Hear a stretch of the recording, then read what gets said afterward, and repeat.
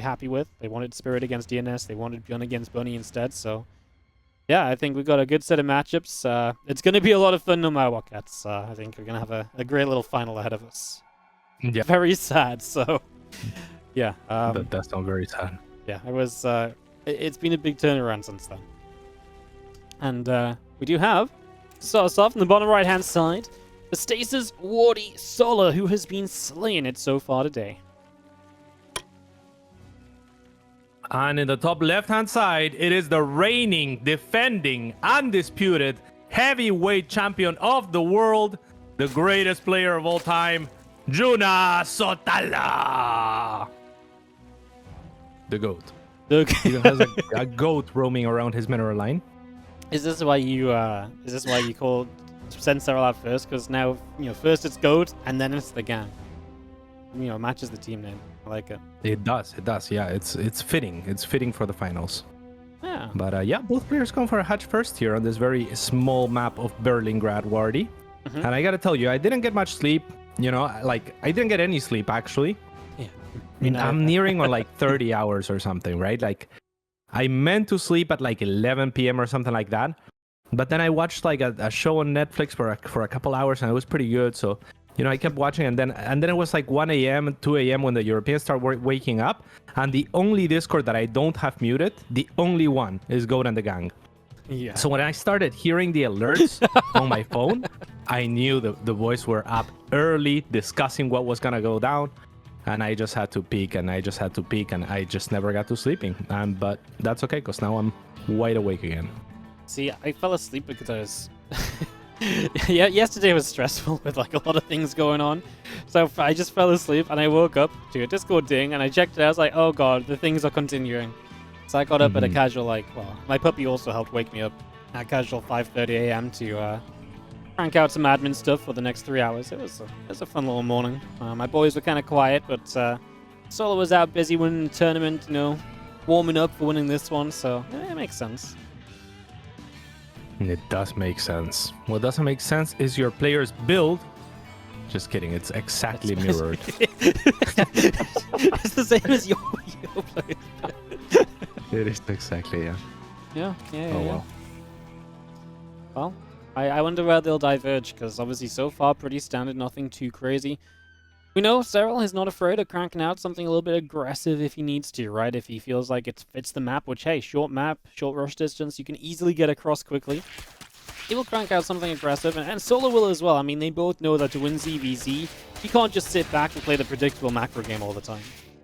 Yeah, but Serral already doing a little bit more damage onto Solar's hatchery. So you can see there more or less the difference between these two players. As Serral wins on both fronts on the micro.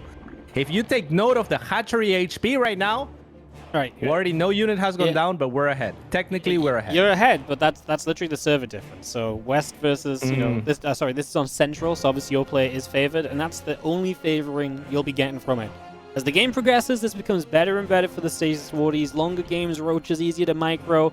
It ain't so bad in a little while, as there is now quite a lot of links coming out here from Solar. And he's going to get across the map, and Serral going to be forced to make a couple Banes already. Yeah, and this is a very common strategy, right? He's going to make enough links that he knows he has enough links to kind of overwhelm Serral's links.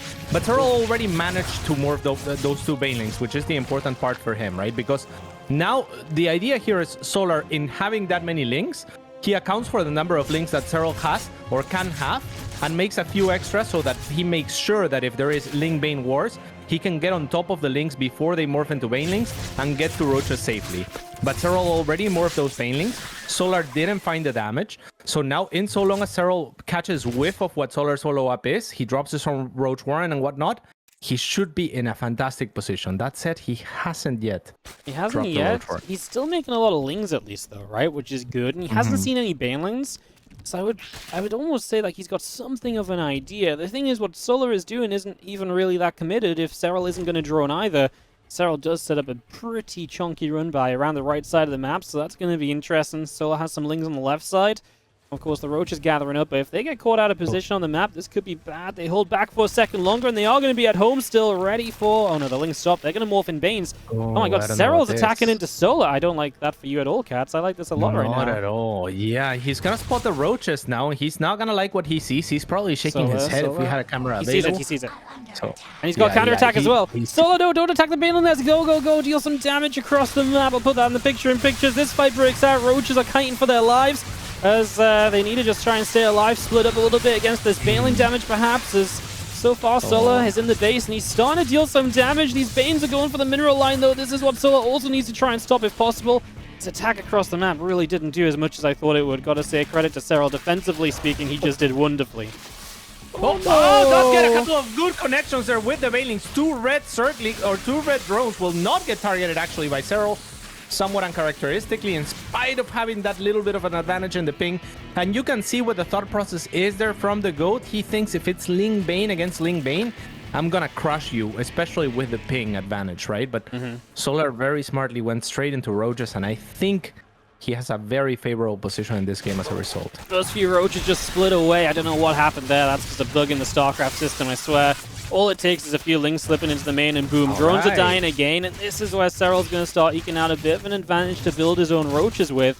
He is stacking up a bit of gas, and my goodness, it's taken so long to get rid of these few Lings. But Solar's across the map. He's going to look for a Queen kill.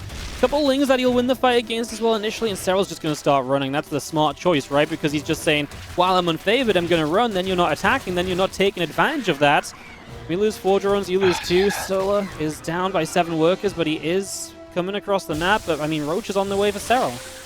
Yeah, and that's the problem, right? If Serral feels like he has to bring those Zerglings back for the defense, then Solar is free to move out on the map without having to worry about immediate counterattacks. So he gains a lot of time in that process. Now he is backing away with a lot of units, but I think he has determined that the third for Serral is basically doomed no matter what, and he is correct. Yeah, really smart choice, right? He sent enough units back to defend to make sure he doesn't lose his own third, knowing that if he keeps his own third alive and kills Serral's, he's in an amazing position. And I mean, right now, Serral starts to drone, but so will Solar. And I mean, we're up the base, Cats. Let's go. Yeah. I mean, yeah, this looks completely awful. It's going to be very difficult for Serral to recover. I'm not sure that just going into Roaches himself is going to be the path to recovery. He is droning up here and there. So there is an avenue where if Solar is a little bit amateurish about this and he thinks, okay, Serral has to attack me and just continues to make defense and units and doesn't drone up, then Serral can catch back up in that drone department. But Solar has been excellent about continuing to drone and finding those droning windows. So it's getting increasingly difficult for Serral, who only has the advantage of having started his upgrade a tiny bit earlier. I was just about to say, the one thing I want to see is like an Overlord on this right-hand side. Just see some of these attacks coming in a bit sooner, because right now the biggest issue has been Lings just, running through and getting through the natural into the main. But if you just have Overlords, we can spread out there to give that vision. Serral just has a lot more vision in comparison. He does have those avenues kind of unlocked, being looked at least. So I'd like to see Solar, which he is starting to do now, move out and sort of, fix that a little bit. And as we go into Carapace versus Missiles, obviously Solar looking to still utilize a lot of the Lings in his army. Whereas Serral will look for what is better in Roach versus Roach, but obviously Lings benefit from Carapace as well. Yeah, I still like the upgrade better from Serral, especially because it's a little bit cheaper as well. So this is an avenue where Serral is kind of cutting costs and getting the better end of the bargain from my perspective. So not quite sure what Solar is looking to do with the Carapace upgrade here, or why he chose that one over the attack upgrade. Maybe he hadn't seen Roaches yet, right? Yeah, maybe. Yeah, because the Roaches would be much better against Muta, Ling. Yeah, did the Roaches just stay hidden the entire time, so Serral never revealed them, and then you just don't know about them? Yeah, very possible. There's a lot of Lings on the way up right now, so Solo's looking to attack, but I'm not sure how good I feel about the attack, because obviously Serral's finishing an upgrade, units popping, but he is starting to drone, so if Solo does just pull the trigger and Serral is droning, that's obviously good news. This scout from Serral will give him a little bit of a look at the worker count on this third base, which is generally good info to have, and instantly starts up 7 more Roaches. Serral knows, and Solo knows that Serral knows. That's why right now he's just going to go. I mean, his upgrade's finishing as well, but Yeah, it's definitely the right call to go right now, but yeah, good scouting from Serral, can't deny it. Yeah, I mean, this is another one that's kind of weird from the side of Solar. Now, the Carapace will help for the Lynx against these Banelings, so from that perspective, it makes a little bit of sense. The Roaches are, however, plentiful in numbers for Serral, and there is a good concave. The Banelings did detonate onto most of the Circlings of Solar, so those are the targets that he wanted, and the Goat, he is pushing back. A miracle defense from the finisher. That Ling Scout was so on point. It just told him exactly what he needed. He knew instantly, right, this is going to be an attack. Let's get 7 more Roaches instead of even more drones. Prepared for the defense, and obviously right there is pretty much where this game is going to be done, because that attack from Solo did not do enough. And, man, he put himself in some good positions. I can't believe he killed the 3rd hatch and he just couldn't turn it into anything. Credit to Serral, he really played well out of a tough spot. Yeah, and I mean, I not to discredit Solar, but to use the same word, yeah, if we're giving credit to Serral, we have to take credit away from Solar for his choices, right? Because going for the Lynx when your opponent already has the Banelings and massing that many Lynx when you know you have an economic lead where you can just match the same units and go for a Roach timing instead, it seems a little odd to me, a little crazy.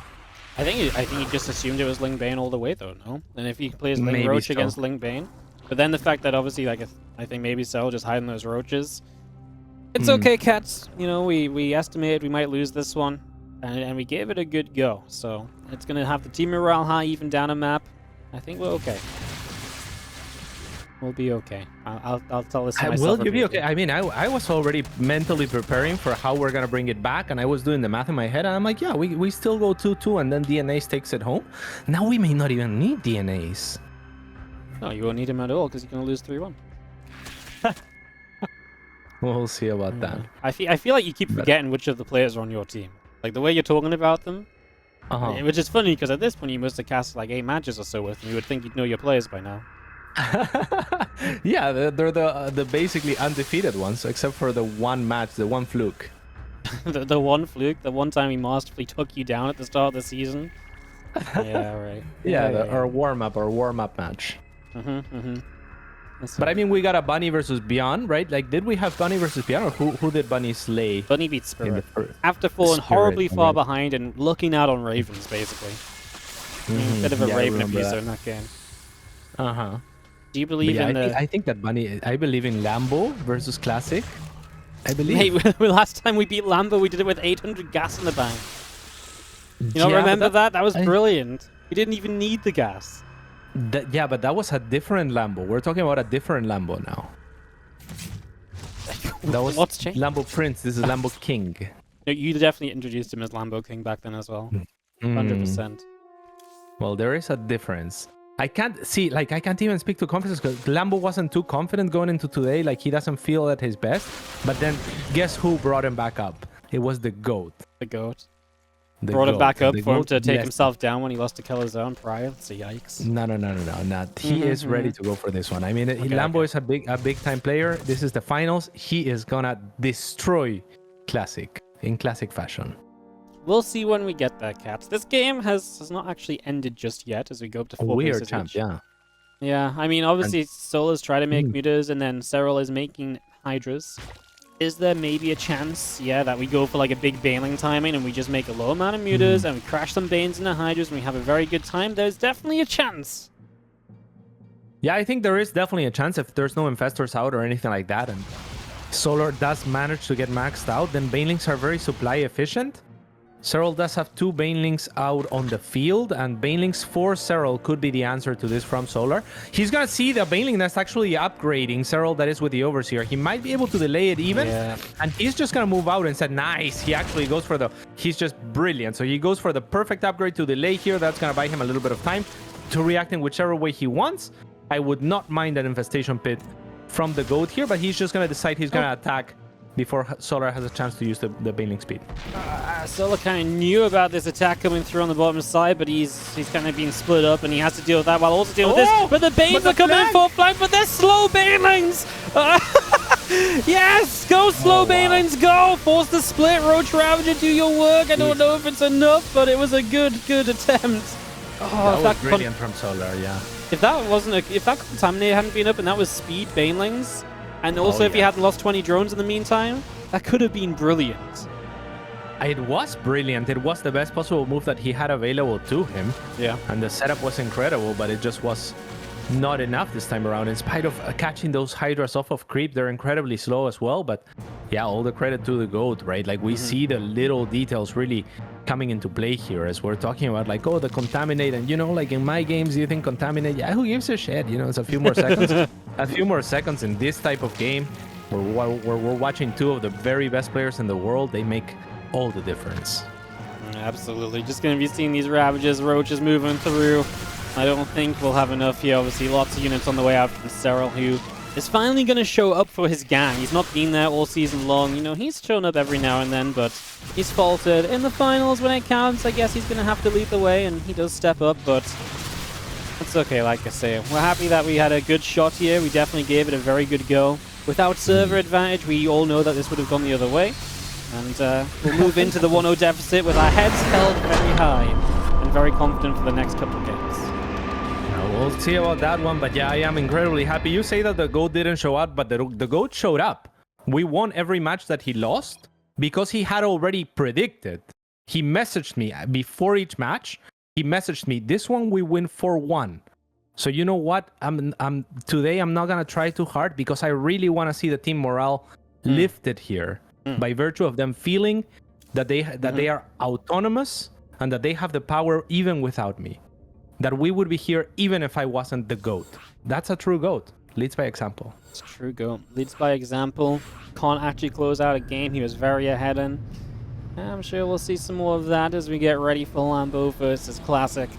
Yeah, I mean, tone it down for a second. We actually have like really cool matches coming up. I think this one is kind of got a cool story behind it as well because it's the same map they played on last time. There's obviously Classic one then with the Zealot all in that Lambo just didn't figure out in time. Obviously a great chance for Lambo to kind of bounce back and say like, hey look, you know, I can deal with this, I can do this. That should be a really fun one. And a cool map for it as well. I really like Hardwire. The ZVP lately, it's been very fun. Yes, indeed. I want to find what Cyril said to lift Lambo spirits earlier because it was poetic. It said, this chat is just too active. This team is too friendly. Too friendly. We're too close together. Yeah, we're just one. You know, we're ready. Yeah. Same here. We've had a lot of messages today. Lots of cheering on. Lots of happy faces. Yeah, it's been good. It's been really, really good. Find in one of the players so we can get into this next match. There he is. Right on the schedule. Beautiful. So it's Hardwire up next. Sorry? NA still? Yeah, NA. Nice, we go nice, NA, and then I think we go... I'll tell you. After this, we go to Korea for 2 maps, and then Europe for the end. So, kind of nice. Not that much hopping around. Not that much Absolutely beautiful. And yeah, I think that Lambo has something to prove here. Last time around, Aligulac, I think, was basically 50-50 on this one. So I imagine with last match being taken into account, it should be slightly favored for Classic as far as perception is concerned.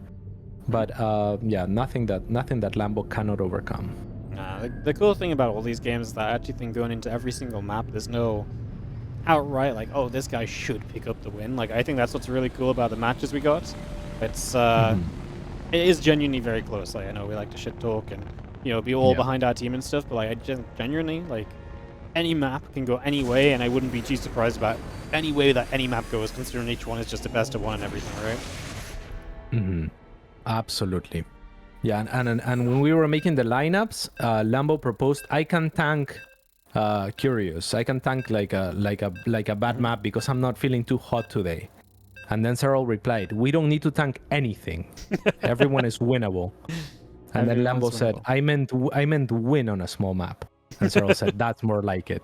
He actually said, that's more like it. Like, he's cheering on the players, lifting their spirits, you know? It's fantastic.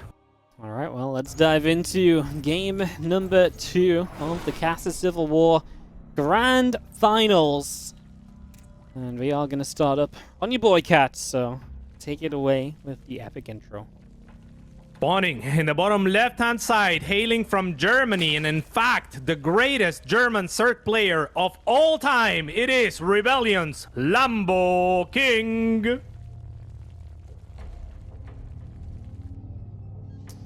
And in the top right-hand side, last time he played hard mode. He didn't even use his gas to take the victory. This time, he's going to macro with everything that he's got. It is classic from the Stasis Wardies.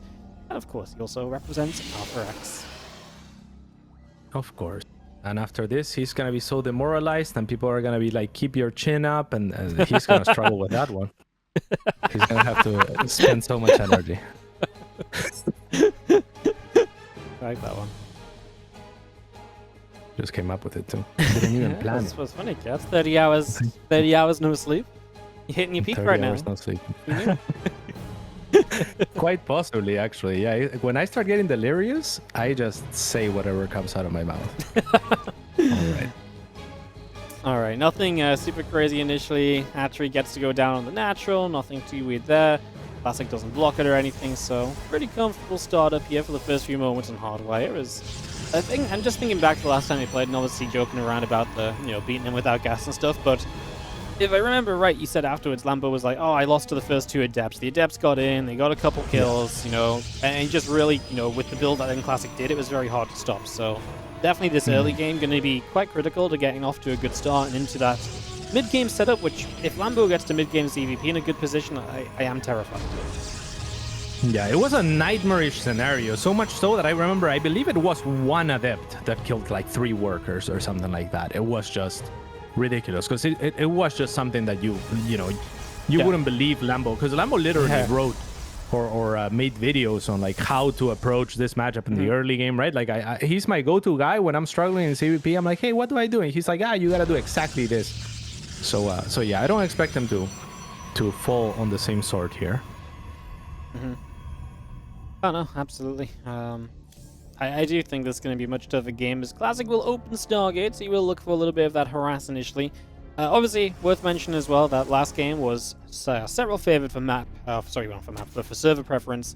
This one is our server preference, and the rest of them are even. It's Korea versus Korea, Europe versus Europe after this, so kind of nice that we got to split it down the middle, and the team was pretty happy that Solo was obviously not so happy about not getting server preference, but he's like, Classic gets it against Lambo. He's like, that's kind of okay. And obviously, I'm sure you thought that, Lambo probably said, I don't need it so much if it's not feeling hot and stuff, but, I do think Classic's okay to get it. What I am most happy about is we did only have 2 of the, like server preferences, so it's not like someone has 2 and then one of us has 1 or something, because that's never as fun. Yeah, with the server preference stuff, it's kind of like that awkward conversation where sometimes like you want to let the players decide based on how they feel in a certain matchup, and sometimes you just want to be like, yeah, but you're gonna lose anyway. Let's give it to the other guy. But in this case, it's both very close, so I really didn't mind. And CVC, involving banelings and whatnot, it can really make a huge difference for Serral. So Lambo gave up the server preference, and I did not wait for Serral to dispute. I was just like, okay, yeah, that's what we're going with, because if you remove the names, I think for CVC the server preference is maybe a little bit more important. Oh no, absolutely. We would have taken solo preference over Serral as well. If we had the choice, that's what we would have picked. I think it just makes the most sense for sure. This Voidray, to start us off with, a Voidray into the Oracle. So Voidray first, now the Oracle's moving across the map, and with the Voidray coming across, it's gonna look to try and deal some damage, but there's 2 queens in the main, and I can't really see this Voidray doing all too much right here. It's going to sneak around the back, like maybe try and take down an extractor or something wild. Yeah, just kind of chilling out over here. Yeah, maybe it can tank in front of the Oracle, so that because it can tank a little bit more damage, and then the Oracle can come in. But Lambo is good enough to go and focus the Oracle. That is the more dangerous piece. Still 4 drones do go, but it's not the worst thing in the world. Now we're gonna go for an Overlord. We have to cancel that Prismatic after and just get out of there. Only a little bit of full damage taken. The Adepts do get caught in the middle though, so nice catch from Lambo. We'll get rid of 1. Only the 1 though. So Classic at least gets to escape with 1 Adept, but obviously, I mean, 1 Adept's not going to make a huge difference. Maybe a bit of extra protection on the 3rd base, and that's what Lambo's going to go and try and cancel now, because the Oracle's stuck in the bottom corner. The recall went on the Adepts, so yeah, pretty good chance to actually cancel a 3rd base right now. Yeah, and even if he can't, he has to make this move because there's no threat for the Lynx, and in the worst case scenario, it pulls back the Void Ray and or the Oracle. So this is good enough trades for Lambo, who did make a lot of Lynx there on defense. So you definitely want to cross the map and just test the waters. Not going to be able to do much more than it's that. a secret trick! It's the stasis ward! Okay, it wasn't that cool. Yeah, that is a stasis wardy, you're right. It was going to be a big one, but we're saving that for the map 5. No, we're not. That's your play. Shit. Okay, yes. I want to see it in map 5 if we get there. Because at this rate, it's looking like it might be a 3-mapper finals, you know? I thought Rogue wasn't in the finals, but it might just be one of those. It looks like a 3-mapper. What part of this looks like a 3-mapper already? Well, we're up 1-0. Yeah. Soon to be 2-0. Yeah, and then from 2 you jump to 3.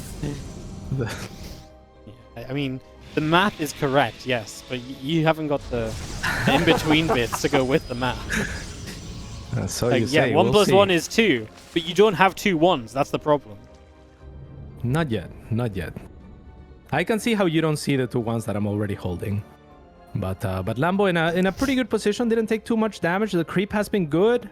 He was good to tuck his overlords back in. The Stasis Wardy completely ineffective here.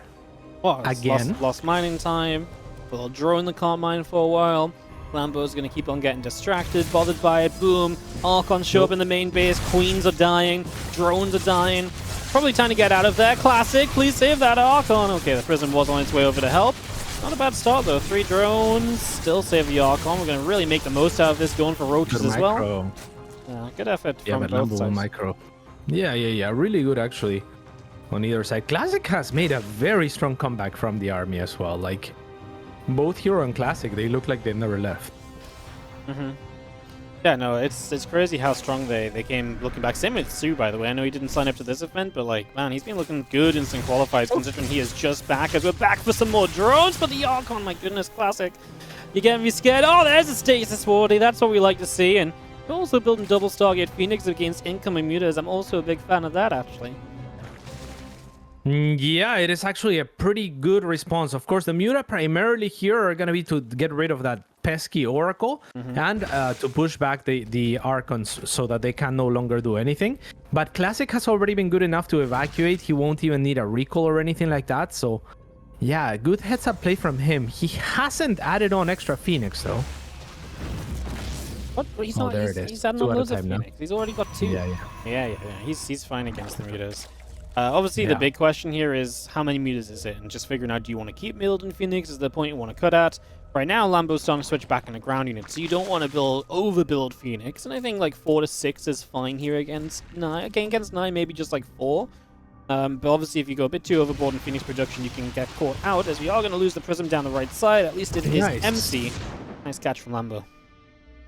Yeah, that is a nice catch from Lambo, and now he's being very cautious with his muta because he knows that there could be something on the other side of the map. So this muta have just been on cleaning duty. There is a fleet beacon on the way for Classic, so I wonder if he's gonna... I doubt he's gonna overcommit to the Phoenix tech, right? But maybe then instead transition to carriers? He's still building Phoenix, and I do feel like we're at the point where we just don't need more of them. I mean, he has got a good army on the ground as well, though. Like, to me, this Ling Roach Ravager force shouldn't do too much, and the Phoenix get in range of the mutas, so they're going to start dying, and we're actually going to pick up Ravagers because that's just valuable pickoffs right there. So these Ravagers get lifted up. They will continue to go down. We're going to chase. We're going to lift up a couple more Ravagers. These Roaches have to keep on running away. Oh, good fight from Classic. Yeah, this is looking pretty bad for Lambo here, who had some queens out of position as well. They will get picked off as well on the retreat. And those 5 Immortals, a great force against any number of Roaches. The Archon's clearly excellent against the Lynx. And we can see the lag there playing a little bit of a role in the match, as Lambo's a little bit slow to turn around and kite back as he was retreating. Storm on the way from Classic. I like it. Bane speed's coming up, right? We're getting to that more dangerous army with the Banes. I like the Storm. You know, his army right now is good.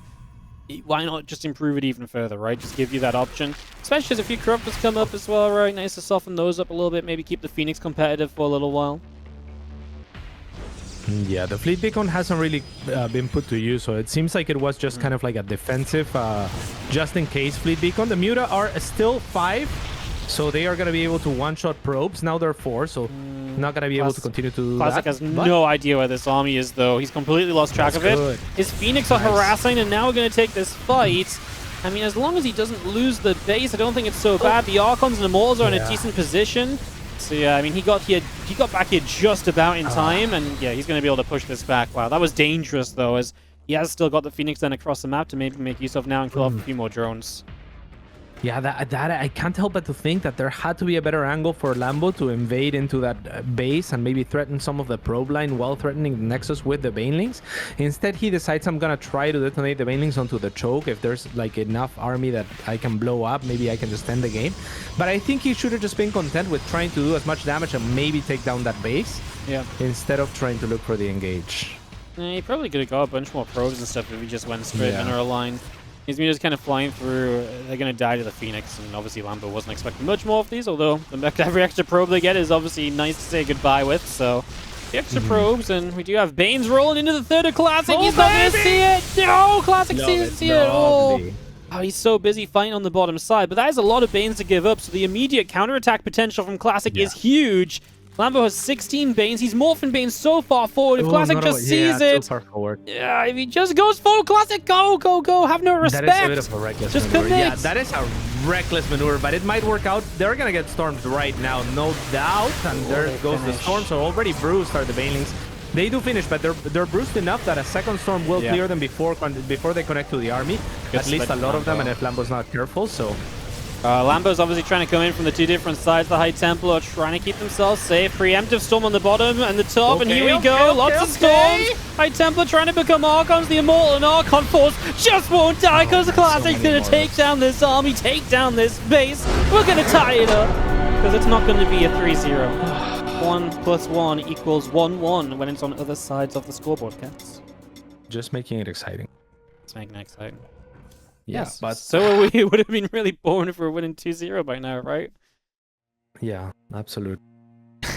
Yeah, I mean, not the best performance from Lambo, but you could really feel the lag here and there, you know? Like it. Yeah, I know. In that first game, it would have been 2-0. Absolutely, you're not wrong. Like, I'm glad you finally admitted. Like, it took you a whole extra map to talk about it.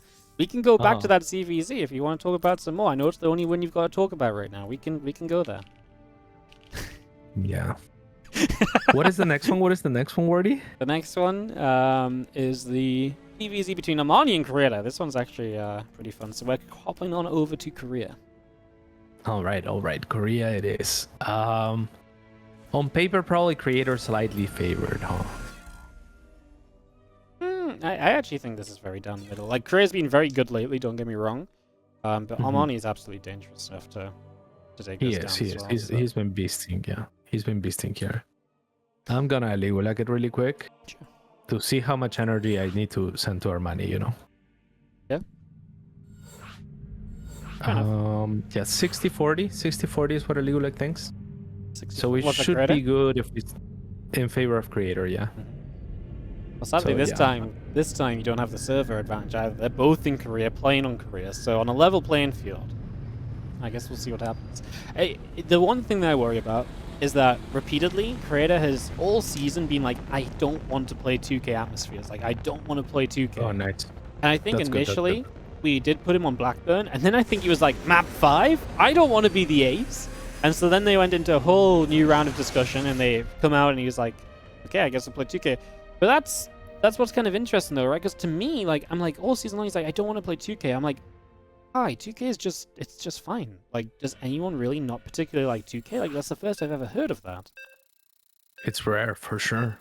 Yeah, it's very weird, for sure. So, kind of intrigued how he plays. I mean, yeah. I think I do favor Creator based on recent form, but it's definitely not like like I say, none of the maps in this series are like an absolute given. For sure. And I mean, Armani, he has the better portrait to start off. Undeniably, unless you are a Kaczynski fan. Okay.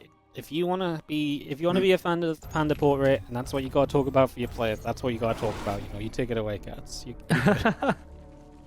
All right. Well, in the top right-hand side of 2,000 atmospheres for Kwangdong Freaks and Goat and the gang, it is the greatest Zerg player to ever be named after a fashion house. It is Giorgio Armani. beast. In the bottom left-hand corner, representing the Stasis Wardies. He's had a good up and down season with us. Let's see what he can do here. It is Team NV's and the Stasis Wardies creator. Both of these players are actually 4-4 in the league, so both kind of pulling their own weight. Yeah. Only one of them will finish with a positive score. Both 4th round picks as well, right? You picked Armani, then I picked Creator like a couple picks later. Yeah. Was that the order? I feel like it was. You picked I Creator, picked Creator, then it came along to you for Armani. Yeah. That More would make like more sense. Yeah. that would make more sense. Why would that make more sense, Wardy? Because I was behind you in the draft, and in the 4th round we're going from back to front. Oh, fair enough. Yeah. No, I had my eyes on Creator. So when we picked Classic in the 3rd round, I started talking to Solo. I was like, hey, look, these couple of guys are going to go, but who do we think we want to target next? And immediately Solo was like, Creator. And I was like, okay. I was like, but who else? Because, like, we're like 5 picks away. Who else? And he's like, no, just Creator. And I'm like, no, but like he's probably going to get taken because I think he's really good too. And then he didn't. Yeah. So then we got him. I was obviously pretty happy about that. Yeah, sometimes you just gotta will it, If everyone's like, no, it's creator, and you think that you're gonna create creator, and the collective of your team thinks so, then you get creator. That's how it works. Yeah. Lucky you. Yeah. So I mean, I did pay off a few of the casters. I was like, hey, look, if you pick creator, you're out the league. You'll have a family emergency you gotta go attend to. Like, I rig things a good way though. Like I said, yeah, the exact same thing happened with Armani for us, by the way. Like 10 picks ahead, we were thinking, who are you gonna pick? Armani, and then when it came to it, you said Scarlet. Yeah. I was hoping you didn't remember. I was a little disappointed even to pick Armani, if I remember correctly. But since I have grown fond of this man, he had the greatest comeback I think in the entire league against Special, and he's made me a fan of his. No, I think Armani's a really good 4th round pick.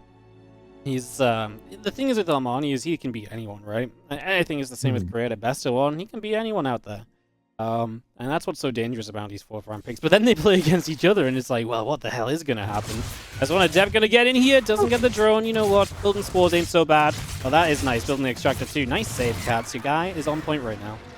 Good save. Yeah, and your guy actually missed one of those drones transferring, so I'm not sure that I can repay you the compliment. That's because Adepts only have so much vision on the shades, so he didn't know the drone was there. Oh, he's just gonna go in the main? He's gonna go for another one. What? Madman. I mean, there isn't a drone. Oh, he's gonna get a drone for his troubles. And maybe a second one. Does target the drone inside the mineral crease. So anyone watching, that is the way to do it. If you're harassing with your Adepts, you want to target the drones that are in between the minerals in the cracks, because then they're much harder to click a micro away, and they're further away to make a turn, to make a spore, right? Because the minerals are in the way. Yeah, I was kind of... I actually, in the end, I know an Adept goes down, maybe there was potential for more, but we did force, like, a lot of resources, like, built and unbuilt. Drones not mining that time. Yeah. It's an okay start. Good attempt from Creator. And just moving on into some Oracle play after a Void Ray. So Void Ray into Oracle again here. Yeah, a little bit of a classic maneuver from most Protoss, including the Chin Toss, of course. And another Oracle is gonna be the way. So yeah, what do you think, Wardy? I guess nothing has happened, right? Like, this is as normal as it gets just about these days. Yeah, that's completely fine, right? Like, we'll see if these couple of Adepts can find something. The Void Ray doesn't get too much. Actually, has a couple kills, so maybe picked off a drone. As the Adepts are in the mineral line, and they're going to get a few more drones as well. I'm okay with that. They killed, what, like 3 more drones? Because I think the Void Ray had 1, so they do that, and I didn't know what the Oracle was doing. But for a moment, it was like, maybe a Stasis Ward. But yeah, I think this is fine. I think maybe a little bit favored to Creator. I always remember a wise man called Austin once told me, maybe the Adept goes down here, but it's quite a lot of lings. Ooh, saves it and forces even more lings to commit. Oh, he wants to go inside. Good block, Creator. The madman. Yeah, wise man called Austin once told me that if 2 Adepts can force a drone pull and kill 2 drones, then that's pretty good. So 3 drones, bit of a drone pull. I'm okay with it. This Oracle really wants to use the Stasis Ward's secret weapon of a Stasis Ward, but he just cannot get the chance.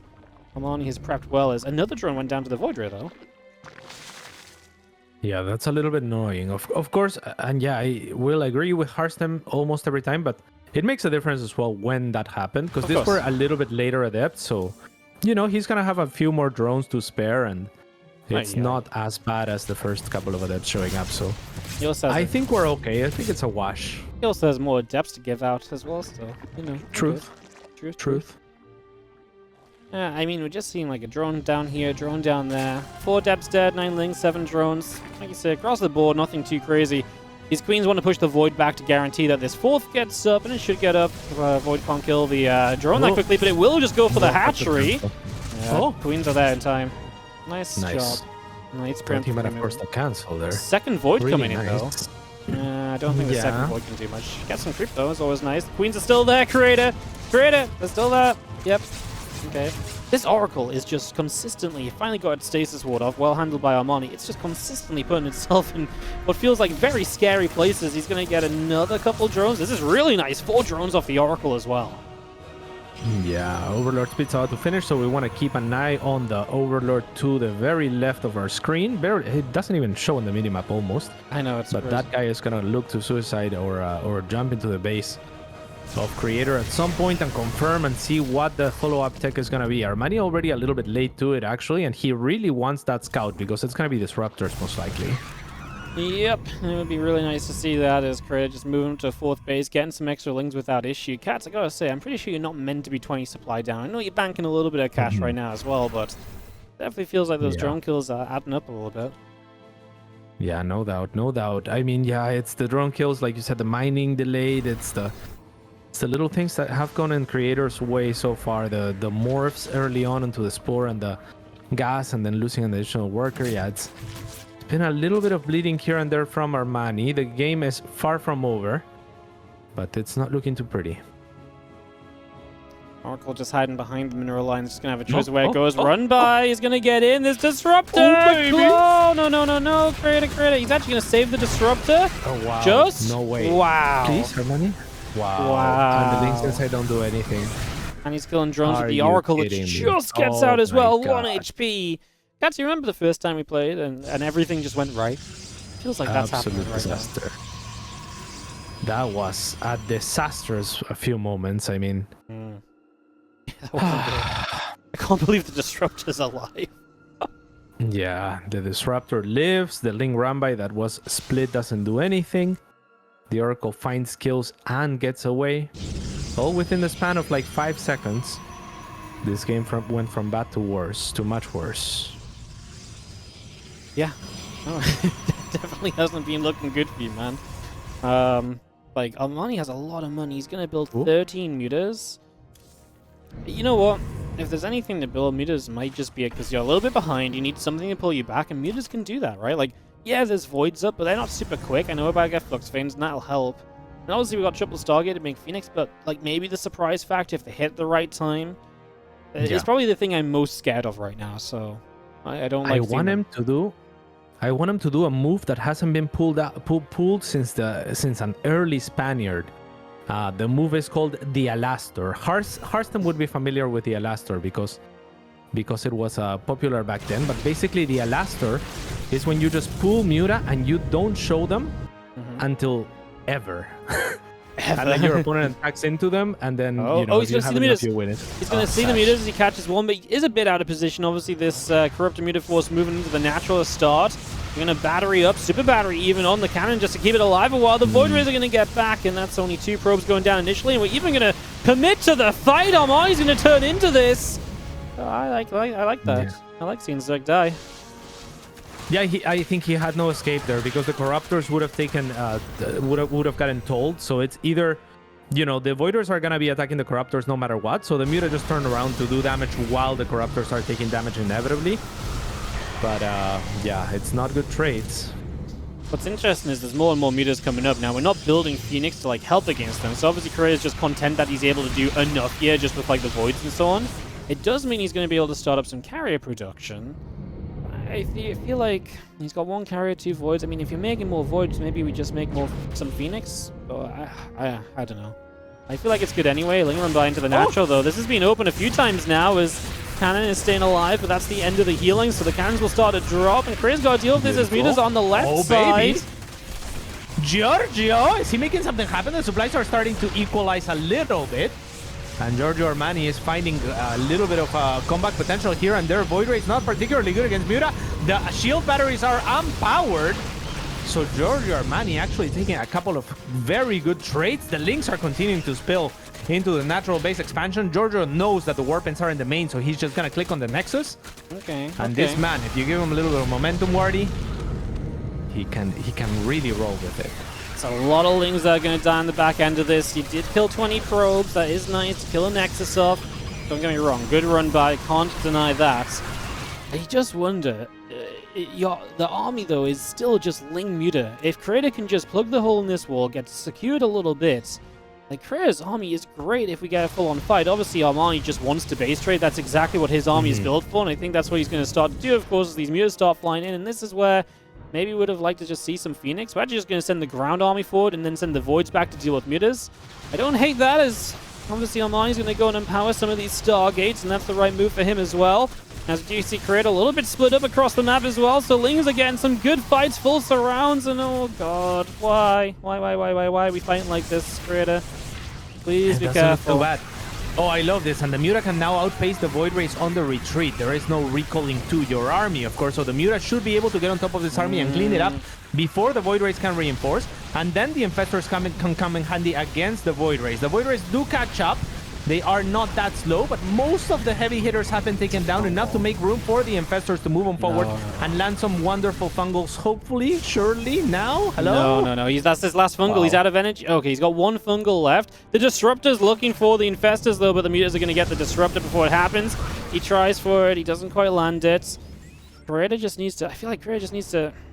I don't know, actually. Like, there's so many more Mutas on the way. Armani's made this a disruptive, crazy kind of game, and I think Creator's struggling to keep up, and there's still a big hole in his wall off in the natural, so he's going to have issues there. He's starting to build like a mix of Void Rays and Phoenix. I feel like he doesn't even know what he wants to really do right now, and there's an Ultra Cavern setting up, and all these Lings are in the main. Creator's going to lose production again. He's a warp like yesterday. The amount of complexity that Armani is working with or transitioning towards is kind of scary to me, because he has the very mobile Lings and Muta that you kind of want to pay attention to, that, you know, like, once you run by, sure, the Lings can kind of be left to their own devices, but the Muta, you have to pay attention to, and they are very, very quick units. Then you have Infestors for Fungal, and now he is adding also Vipers. So if he can find the combos with all of these units and continues to make brilliant decisions, I think he has given himself a chance to maybe make something happen here. But it's going to be difficult. Yeah, I mean, we're going to kill off the bases, which is really nice. Creator just needs to just keep a couple of bases alive and keep some production alive so he just doesn't get outbuilt. I mean, Armani doesn't have a lot when you look at it, right? He's got 2 bases left. Yeah. He's obviously got the bottom right trying to build, but that's very much so oh yeah, just try and get a base up just in case this goes into that base trade. That is a cute little burrow. We do not have detection on the map, so burrow is a pretty cool move. Okay. Yeah. Turn into a pretty crazy This is Armani, man. He is actually absurd when he is under pressure and behind. He seems to think of all the cool moves and like starts doing crazy shit that actually works like really well. Now this army, it is still very scary, Wardy, because your army all clumps up, right? And we have Infestors and Vipers, so Parasitic Bombs and Fungal, that combo could be lethal here. I do like that we've got the Templar Archives refinishing, so he's going to be able to have that again. But again, it's just these Lings are back. Again, that burrow is so annoying. You can't just leave units in the main forever. The Mutas are going to come through. They're looking for the Robo, which is trying to build an Observer, but we're supply blocked, so the Robo is probably in some trouble too. The Infestors are just lurking, waiting for the opportunity. We do have the Observer on the way, and that's important, but Mutas are just going to click it down. They're going to get the pylon unpowered. Oh my god. Yeah, this is, for example, one of those issues with complexity of hotkey. Here come the Parasitic Bombs. They are pretty good. They're going to force the Void Rays to split. The Archons cannot contribute because they have to go past a tiny choke, and now that the Void Rays are worrying about the split, the Muta dive on top of one of those Archons. The rest of the Lings are going to unburrow and continue to cause havoc in the base of Creator, who now is lagging over 50 supply. Wow, that was a hell of a fight. Creator, why do we keep moving forward? Just sit back on your base. No. All you had to do was sit on his base repeatedly. Like, he's just taking so many unnecessary fights. That's even. Oh, and there's no way to Giorgio!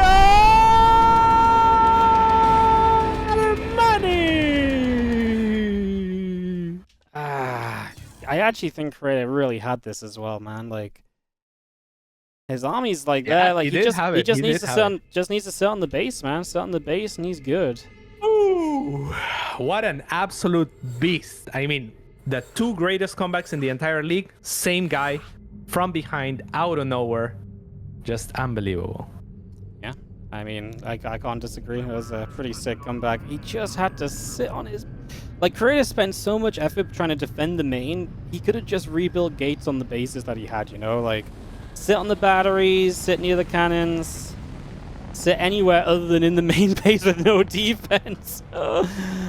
Oh dear, Yeah. oh dear, oh dear. Well, that's going to come down to why obviously we're behind. You have a chance to win it all right now, Cats, and you got your boy that's never been defeated in the league just yet. Ooh. I'm feeling it right now. And you know what? Like, Wardy, I'm with you though. Like, at the point at which Armani started making Muta, it felt like desperate almost. Yeah, when no, he it revealed was. the Of course Muta, it I was. thought this game is over. But then, yeah, I mean, to continue to make Void Race, not get Phoenix, even though you already have the Fleet Beacon, right? Or like maybe even Blink Stalkers or something a little bit more reliable on defense that doesn't get outmaneuvered by the Mutas as easily as Void Race and Archons. I think that was a little help from Creator there on the comeback. But I mean, Armani was incredible. I think Creator can do just so many decisions just didn't work out in a row, right? I mean, you can sit back, you can just play it slow, or just fully commit much sooner as well. Maybe just send the ground army much faster. I do think Armani played a good job of going back and forth, but for a while that was fine for Creator. What really killed him was towards the end. He just doesn't sit on a base with all the static defense. Armani is like down and out. He sees it as well. The Adepts went by, they see long distance mining, nothing else. Just sit on a base, don't fight in that natural area. He just felt like he had to chase and chase and chase, and that was the moment to slow it down after already some crazy moments. Oh man. No doubt. Alright, well, I loved it. comes down to this. You know what, Cats? If nothing else, at least we've had some really good games. Yeah, and I love that you are resigned to a loss here, because that's exactly what's I'm going not to happen. resigned to a loss. I'm happy to have had a good time. All right, fair No enough. matter Well, what. yeah. But it does come down to this, as you said, because this is probably the last match, and the reason being is this man right here. Is he a man? Is he a rabbit? He is the greatest animal named player of all time. It is for NV, Bunny. In the top left, our first pick, our team captain. And he has captained throughout the league. He has only lost one map, and that was to Serral. This is ByuN in the top left. Let's see if he can get it done in a bit of TVT. Maybe in a game that doesn't get my heart rate going as much, you know. Maybe a game where we just get ahead, we stay ahead, we close it out. You know, none of this nonsense. Sit back, 25 Ravens. Who knows what's going to happen? I'd like that. Yes, indeed. Yes, indeed. But probably not going to happen, right? Like, because Bunny has just been so solid. He has just been incredible. He was playing with a cast. Have you watched Naruto? Yeah. Party? No. Yeah, but- you know when Broccoli like removes his like weights for the fight? That is what Bunny did. with the cast. Yeah. Removes the And cast for the like fight. with the cast. But the thing is, he was already beating Gara with the cast. So imagine without it, you know, like, and that's what we have right now. I gotta Brilliant. say, Bunny to me was an insane picker because I knew he had a bad hand, right? And so I was like, well, for me, that like puts him down a bit. Like he's got literally a broken hand. And I was like, well, I'm gonna I'd love to get Bunny, but like I'll not prioritize him as much. And obviously picked him up like 3rd round pick. You know, I got ByuN solo before, which I'm pretty happy about as well. Still, right? I was like, man, I thought, you know, he got a broken hand. That might be an early pick for Bunny. And then he just freaking murdered everybody. He's like, broken hand doesn't matter for StarCraft, apparently. Who knew? It doesn't actually matter. Which hand was it that he had broken? Was it the keyboard hand? I or think it was was his mouse hand, no? Like, Oh, that's even worse, yeah. Because the Is it? keyboard hand, you Well- could just hover over the keys. well, yeah, but there's a lot of Really movement is- around the keyboard, whereas the mouse And is it's like true that back and it- forth. yeah, you're right. Like maybe there's less finger movement. It depends what sort of. Yeah, I mean, it's hard to know. what that DPI he kind of- uses too, yeah. Yeah. The DPI should come in handy too, right? Like if he has like high sensitivity, he doesn't have to make like abrupt movements anyway. Mhm. Who knows? All Who right. knows? But what I do know is he's undefeated. He's a beast. So, what do you think ByuN is going to bring to the table here that other Terrans have not? I think he's gonna look at Bunny's stupid 8 Hellion build and be like, "What the hell is this?" Because if Bunny's still So- doing that, that's the funky one. ByuN's actually making Hellions too, so apparently they're on the same page right now. I honestly have no idea what they're going to bring. I think they're going to play fairly standard, probably go towards the later stages, but it's Curious Minds, and Curious Minds is terrifying. Like, Curious Minds is so scary in TVT because you're out of position, opponents across the map on top of your base. There's a few scary ledges to play against. You know, it's not an easy map to keep control of. Even though there's low attack paths, it's just how quickly your opponent's army gets across, so you got to really be on top basically throughout as... Yeah, these guys are just mirroring each other for the moment. Hellions, Raven. So yeah, this is a build that ByuN used a lot in this tournament as he's played a lot of TVTs. He's going to use it one more time, and like I say, we've even had a discussion, I think, when ByuN played this against Spirit. We were like, well, what does it even do? And we were both like, yeah, we don't really know. Like, it's very safe, but then if your opponent's not playing safe, it's kind of just crap. But it worked anyway, and here we are now, and they're both doing it. Yeah, I think my best guess is, it's safe, but it's also safe without using much gas. Yes. So maybe it allows them to get a little bit more priority towards the Ravens and the likes, or even to take the gases a little bit slower than they normally would and develop their economy a little bit better. That's the only thing that I can think of. But yeah, I'm with you, because a lot of the time, I mean, if you, like, I'm surprised that this turn don't metagame each other a little bit more. Because for the most part, I find like for 4 or 5 minutes, they usually just give each other respect to where they don't even poke to see if they're ready to do anything, or if they have an opening. I'll tell you one thing I've talked about a lot in this tournament is how much I hate Ravens going across the map early in the game. Oh, yeah. If ByuN gets in, drops an order turret, and leaves, I'm fine. But look at this Cyclone. It's rallied so well from ByuN. ByuN just about sneaks down the bottom side, but he will know the Cyclone's there. Okay, he actually gets back around. That's fine. A little bit of damage is all right. We get a couple kills. Raven's out alive. SCV mine time lost. This is okay, but just bring the Raven home. Like, don't keep it here. We've seen that repeatedly in this event, I swear, and it's just... It very rarely pays off.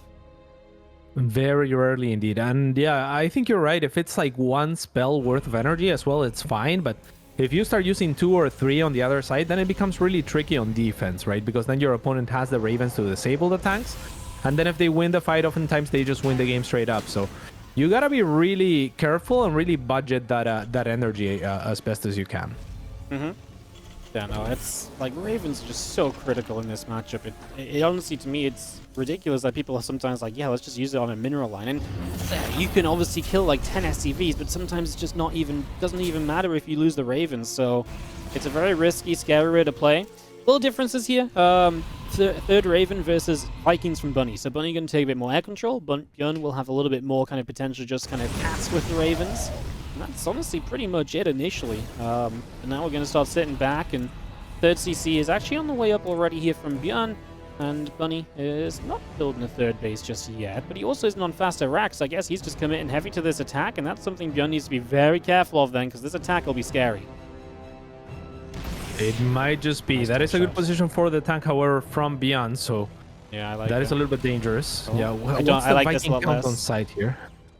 Oh, it's a little dangerous, but I mean, ByuN's out of position, so ByuN should be okay. Out of position at least to capitalize on any move out. The Cyclone will get a lock on if he wants it, but so will the Cyclone of ByuN. Okay, here comes the rest of the army of ByuN, and now ByuN is unsieged, but ByuN preemptively sieging here, anticipating that ByuN might be the one that wants to push forward. This was fine for ByuN because he knew what was happening. He saw the army with the scans, so he only chased forward, knowing he could cut off the couple of Hellions on the low ground. He knows exactly where ByuN is at. He knows what's going on. He's got the Ravens that should protect him in a fight. Like, yeah, ByuN's got the Viking advantage. He is going to get in range on the corner of the main. Can he reach Stim? Oh my god, he can reach Stim from there. That's not... Hellions on the other side are scary as well, though. Okay. Oh, it looks like ByuN is going to decide to pull back. I like it. Here's where that extra energy could make a difference, but all the tanks. We're going to kill all the tanks. It costs us Raven energy, but if ByuN can't create a fight where he gets Raven energy kind of in play, then it doesn't really matter. And ByuN takes a big trade right there. Cyclone will go down the bottom right, but he's got the Hellions in the center, and he's watching out for those Marines. Yeah, it's a very difficult hold from here on for ByuN. He is going to have to pull a little bit of a miracle, as there's still enough energy to disable the one tank that remains on the Ravens of ByuN. So he's going to continue to push on forward with his mighty 4-tank push. There is a couple more Vikings here, but there's Marines as well on the ground. Oh, the turrets. ByuN's going for it. A lot of energy on the Ravens also off. ByuN, however, able to deflect here. These Vikings could land if he wants to prioritize the tanks. It's just not a good fight. I actually don't mind this fight at all for ByuN if he just sieges his tanks. He's got 4 tanks. If they siege and then start chilling, they're going to do so much. The auto turrets were doing a great job of tanking and dealing damage, but now ByuN just loses a lot for no reason, I feel like. And yeah, up in workers, but how do you catch up on 7 Vikings? And now you're down 2 Ravens as well because you just didn't have Viking control. Oh, that was not the fight from ByuN. It's like someone casted a stasis wardy in his brain. Maybe. Maybe. I mean, I can't say if that happened, it would have been a good thing for ByuN. So yeah. Do you think that a stasis ward is a good thing? It paralyzes you. No, basically. I'm saying I can't say it would be a good thing if it had happened. Oh yeah, it couldn't be. Yeah. No. So, I mean, ByuN still has some advantages. It's just the main advantage in TVT, and one I've lost to in this league, I think even against you, right, was Vikings and Ravens, and that's very much so the lead that Bunny has, and he knows it. He's building a Liberator already. ByuN needs to be very active on the map. He needs to be kind of meeting armies halfway. He needs to be utilizing the fact that he's kind of better on the ground and worse in the positional warfare, as a few Marines over here probably not going to have a good time.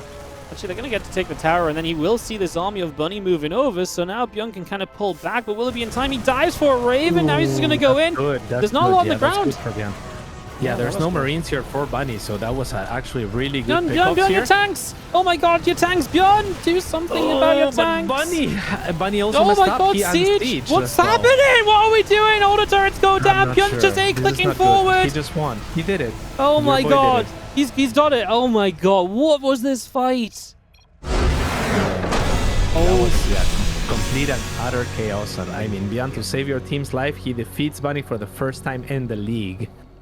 I honestly, Cats, I didn't even know we were winning. Like, I'm still trying to... That was all kinds of bizarre, yeah, for sure. Really weird altercations. Like, the tanks were just clicking forward, and oh my goodness. Yeah, I could see Bunny's idea in moving out. If he can siege his first like 3 to 4 tanks, then he has air control and he can leap forward with the Liberators, and it becomes difficult for ByuN. But ByuN did really good to catch him in the middle of the map where he didn't have the Marines ready to really do anything, so picks off a tank for free. And then you're right, ByuN was like kind of like a move command towards the siege line of Bunny. It wasn't a great siege line or anything, but then Bunny for some reason unsieges. And then he continues to move him forward. Yeah, it was a weird one. But yeah, I mean, your boy equalizes. And that means we are going to the ace match. The ace match in the grand finals. We could not ask for more. As we're actually gonna do it. We're gonna wrap up the Casters Civil War. It's been a hell of a time. We've had a great old run at it, and it all comes down to what is amazing, like the freaking TVP of like pick number 40 versus pick number 36 maybe? 9876, I think. So yeah. I like, that's what I love about this ace match, is that there are 5th round picks, Cats. This is just what it comes down to. Yeah. I've got no idea. This should be crazy. It should be absolutely crazy. One thing I know is that Spirit, if you're listening, just continue to choke as you usually do in this type of team competition, because, you know, like, it's a lot of pressure, and I understand that you have to put your team on your shoulders. Everyone's watching you right now. Everyone. All right, let's carry on. Let's carry on. Come to gear up, Cats. We'll get this this underway.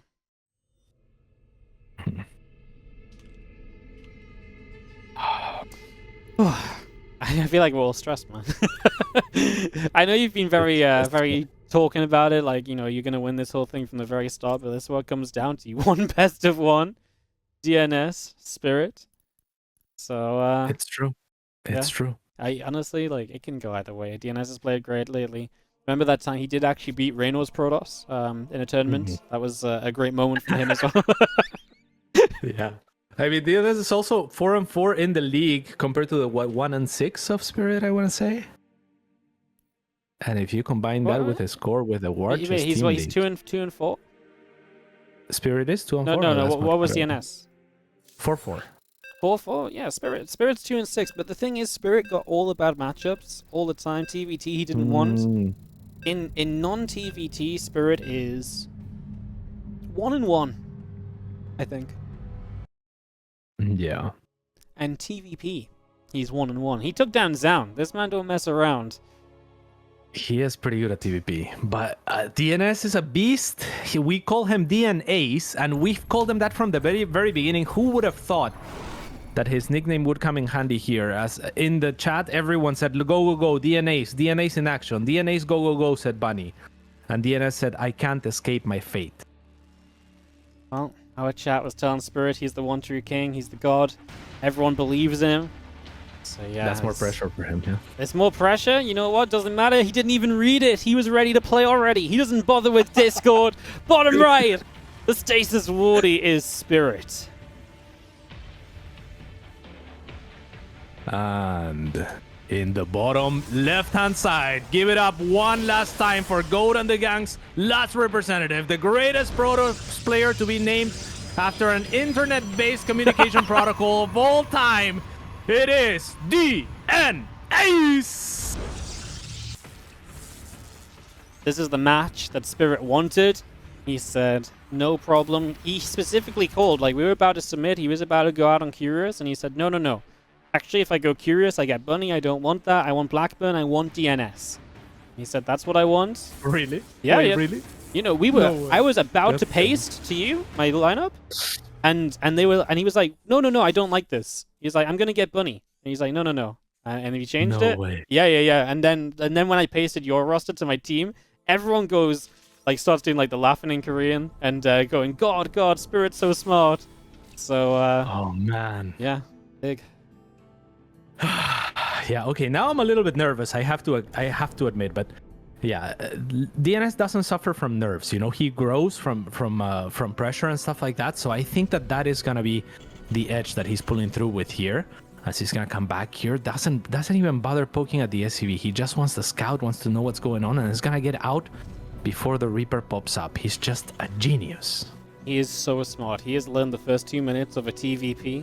I'm so proud of your player right now. You know what? That is why you picked him at rank number 40. You know, it all makes sense suddenly. Yeah, no one thought he was worth picking up. He was basically, but you know, he didn't. He Well, wasn't if he had even a sixth watching round. the draft. He had a 6th He wasn't round. even watching the draft, Wardy. He Well, just he he literally joined the Discord. Yeah. And he said, "What's this?" and Serral said, "This is our team for the you know, for the Caster Civil War." And he looked at it and he said, "Oh wow, we're gonna destroy some nerds." Well, yeah, that's because he wasn't looking at the draft. He didn't know what the other teams looked like. Yeah. Well, here we are. I mean, DNS is a beast. He's gonna do it. I'm sure of it. I'm sure of it. Yeah, and you're right, Wardy, from the very beginning. You know, last season, I really wanted to pick my friends and have fun and, like, you know, give people opportunities. This time around, I decided before the league started, I'm gonna draft to win. I'm gonna win this shit. And I don't give a shit about no one standing in my way. Oh, what a grenade! I think What a DNS grenade. actually stopped with the Adept, but great grenade too. Actually cancels Oracle into the Phoenix, so switches up what he's doing, which obviously is kind of a cool little move after being scouted. You know, I just realized, you know, Spirit used to be your player, Cats. You know, he's out here for not just to win it for us, but for revenge on whatever the hell your last season was. Yeah, Spirit was actually begging on my 4th round pick. He said, "Pick me, pick me." He did actually. I saw read that. it. I read it out. Yeah, he did in chat. Yeah, and you then know what I did? you didn't pick him. I didn't pick him. You picked Scarlet. You literally went so far to avoid him, you picked someone that wasn't even signed up. That is correct. We're gonna get a And probe instead here. later on, we got Nunes. Nice, we're gonna get 2 probes here. Nice, not a bad start at all. The Phoenix Scouts as well, so that's a reveal here for DNS. Spirit now knows what he's up against. He drops a 3rd CC in this. Okay, Phoenix sees that, but with the Phoenix opening into Robo, don't think there's much you can do to punish that 3rd. He's gonna move out with some Adepts, but there's a Bunker, there's a Cyclone. I don't think this will do much. If there was an Oracle, sure, but yeah, I don't think so now. I mean, I love your optimism because mathematics tells me that, you know, one Hellion is $100, a Reaper Right. is $100. They killed 2 probes worth $100 combined. And So you lost yeah, double but the probes value, and make, you're like, that's a okay, good Cats, let me explain StarCraft. Probes make you dollars. The Reaper and the Hellion don't. They kill things, but they don't make you the money.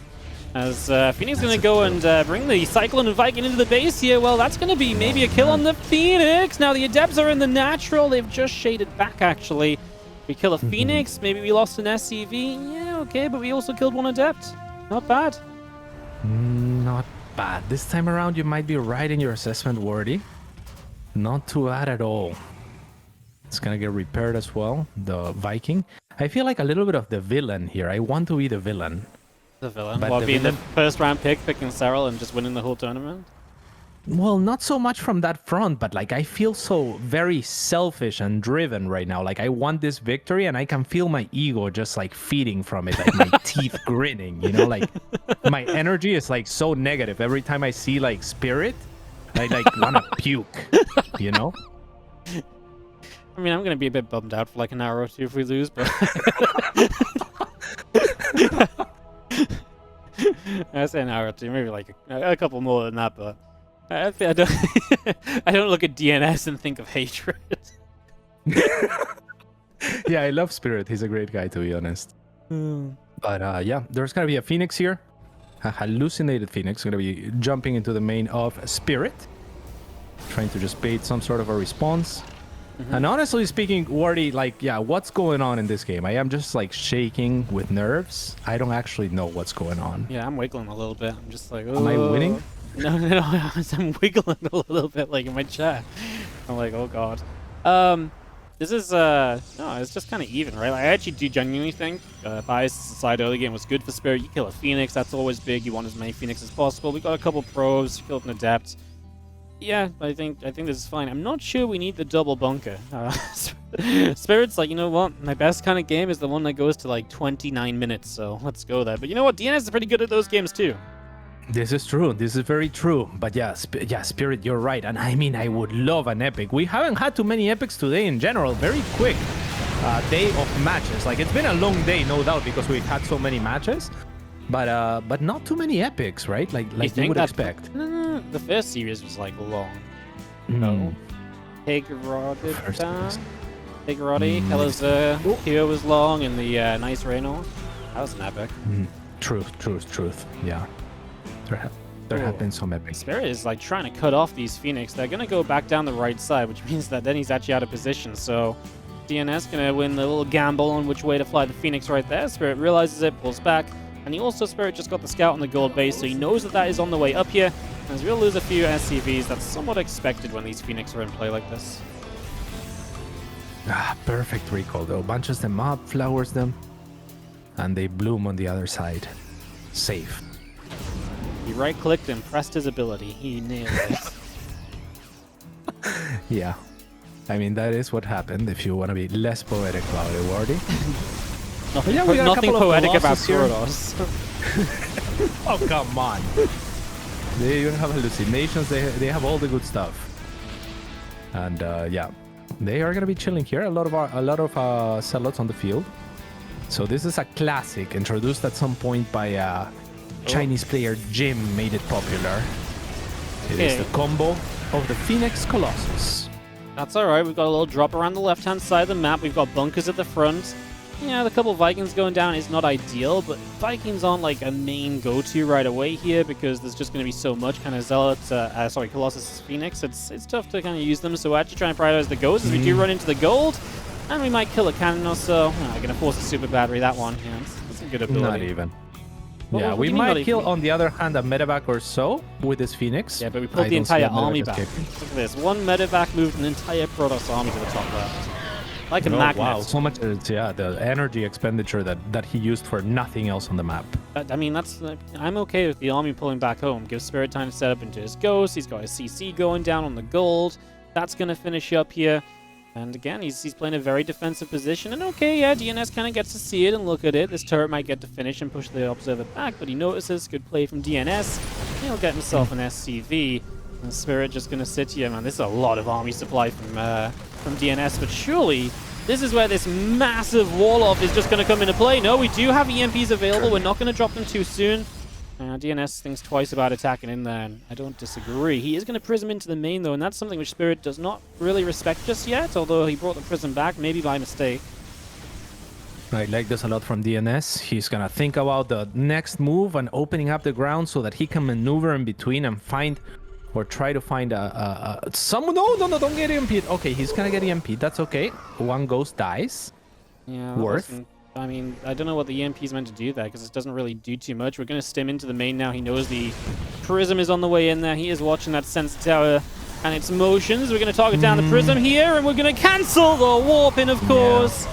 Calculated. Now, the Phoenix going to get some Marine kills, which is pretty nice, but you sort of push this back.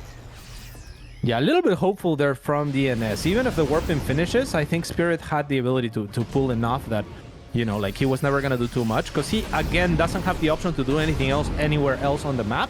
He doesn't want to push through this front, so he should be looking for a flank. He should be looking to use the Colossus behind the gold mineral line to siege, or something else, or just out expanding. But just sitting at the front here, it's not accomplishing too much, because that's where Spirit wants to be anyway. This medevac on the top did just fly past a pylon, but doesn't look like DNS is moving to deal with it. DNS is going to have that medevac to deal with, and also quad drop into the main base, by the way. So he's going to move the army up top. He's going to dive the main, and there's no energy to recall into the main. We can kill so much good tech in this main base. The entire army's fighting one medevac of units.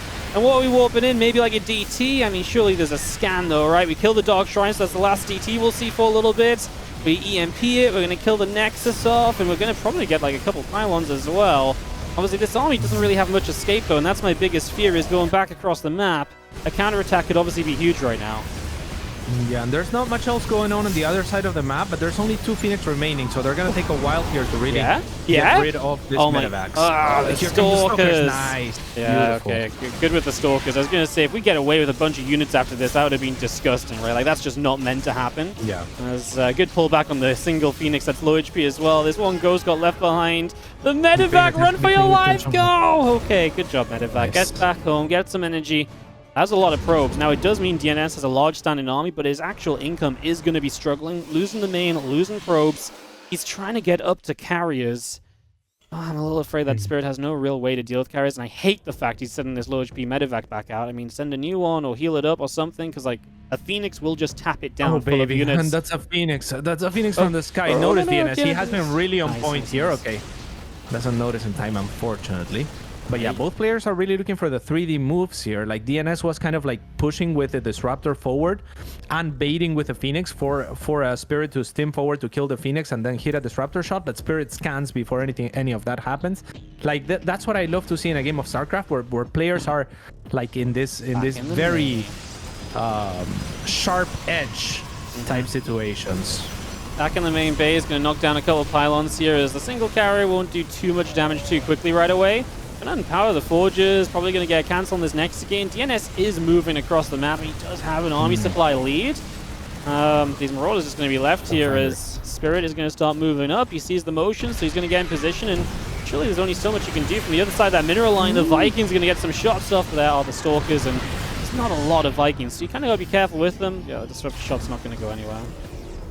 Yeah, the tanks reposition. I'm not sure if DNS clicked on the minerals there. That would be the next level maneuver here, to notice that there's only 400 minerals or so remaining on some of those patches.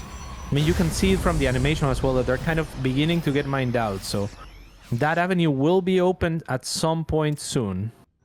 Oh, this is a scary moment, actually, because DNS is going to be in the middle of the map. We're going to launch some EMPs. Here comes a Disruptor shot. Yeah, the carriers are terrifying as well. There's so many tanks, though. Can they just turn this around?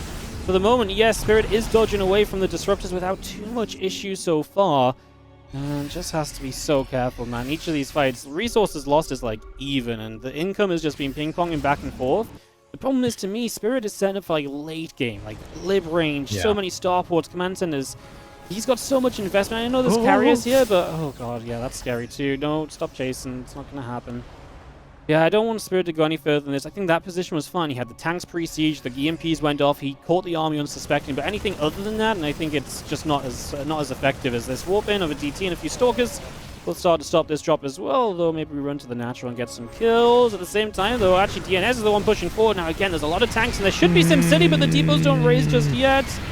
Oh my goodness. Yeah. Just go after some depots here. I love the touch of the DT with the Stalkers, right? Because you usually, as a StarCraft player, will look at one screen and see like, okay, it's 3 Stalkers, and then decide to fight it or not, and look elsewhere, and it's easy to miss the DT. Whereas if you just warp in one DT, you're like, well, something's shooting me and I don't see it, it's a DT. Yeah. So yeah, good touch there from DNS. Oh yeah, absolutely. But yeah, this is a tense game. Tense. I know, it's going to come down to the wire. I mean, I hate the fact we're playing against mass carriers. I feel like that doesn't bode well, but Spirit knew he wanted to go there, right? Like, he knew that this was a stage of the game he might get to, playing Blackburn against DNS. I'm pretty sure he was aware of that, so... Yeah, I mean, there's got to be some sort of logic in that, and he is looking to get some kills with the Vikings. I feel like he's going too far forward. Okay, we get a carrier. He's got a massive drop down the bottom side, by the way, and DNS is maxed out, so if he can't get home, it's going to be in some trouble again. I guess a recall will have to be used, and that's going to pull him back from off the map, and that's obviously exactly what Spirit wants, to get DNS basically just back home, give him more time to set up, forces the recall, and he's just going to turn around. But actually, it was only a half army recall. He's going to sandwich it. Yeah, that's really nice. So he's going to find his 3 medevacs regardless, so recalls to find a sandwich onto the medevacs. We'll pick up most of them, all of them. Nice. Beautiful. That was a miss micro for sure. Now the CC is just donating itself as well. Oh, I love it. That's the first time where actually there's just like a severe difference in resources lost, and it was a great idea with the drop. I almost just wish he saw the recall and then just try to trade out in the main base or something, right? And DNS just played it very well. Very cool move.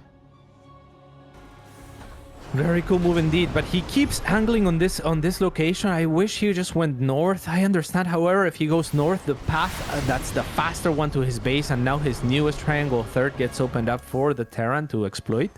But this is just such a difficult position to breach. PT can't even get in. There's obviously just a turret there, and yeah, it is a difficult position to breach with. Oh my god, we're building battle cruisers. Oh man, I've listened to Nate a lot this tournament. If BCs get to that good amount, it's really good, but you know, you gotta get there, and that's the problem. Like, that's what I've learned listening to Nate this tournament. So I'm gonna say that I don't mind the BCs, but we gotta get there, and I guess we're kind of surviving to build them, but we're building 1, now 2. God. Yeah, I mean, Nate is a beast, and when it comes to BCs, he really is one of the foremost authorities, I think. That's a so cool. He says they're good. That's a big nuke. I was gonna say that's a cool nuke. Like, it's hitting a lot of structures that are just kind of easy to kind of get going. As the Vikings are gonna get one of the carries as well. Yeah, cool nuke just because it's the structures that are kind of guaranteed to die, and it's not like somewhere you might check immediately. And even if you do check it, there's only so much you can do. Cancel a few structures, the pylons still die. And again, it's that distraction idea as we're starting to build Tempest against the PCs, man. There's going to be some fight down the line here, cats. It's going to be ridiculous. Do we have Storm? Do we not have Storm? I feel like Storm is increasing against in value Vikings, as well with this many Phoenix. Yeah, against these many Vikings, yeah. No, I don't He may not want to build them because of the ghosts and the EMP shockwaves, but I think he needs them. Yeah, no, I don't disagree. I think the longer this game goes, the better Storm gets. Because again, just the air army being stormed is a huge deal. You know, Disruptors kind of deal with the ground. You don't need Storm there, but yeah, it's the air army as we're going to get some EMPs off. The carriers are fighting. The Vikings have a great position on the bottom side, but they need to target fire down carriers and not waste time on interceptors. This is DNS's army absolutely melting. He tries to recall home. He'll lose a lot in the process, and these Colossi go down as well. Huge fight from Spirit, who knocks this army out, and he is going to have a massive lead right now. I just don't know what he can do with it right away, because there's a lot of Stalkers on the rebuild. And Spirit needs to scan ahead before realizing, yeah, there's just not much to do there. But it buys him time to get to the battle cruisers. Yeah, pinch me here. The Stalkers are going to blink back. There are Tempests on the way, but I'm not sure that that's going to be the way to deal with this, especially after that nuke took down so much of the static defense here and continues to threaten it. It's going to be very difficult for the Tempests to really get the shots that they want. Oh, no! Oh, my goodness. We needed that one. We needed that Disruptor shot to connect onto the Ghost. Yeah. Because this nuke really helps a lot. Yeah, just, well, okay, it didn't kill both the cannons, but just pushing the cannons back a little bit, right? Like, I don't disagree. If he gets both the cannons, it's actually a much bigger nuke than it might seem. Yeah. I'd love just a couple units to get to that topside base, especially when you win a fight like that. Just get around the map, deny bases that are coming online. I think Spirit just says, right, let's sit back, reset. That was a good fight.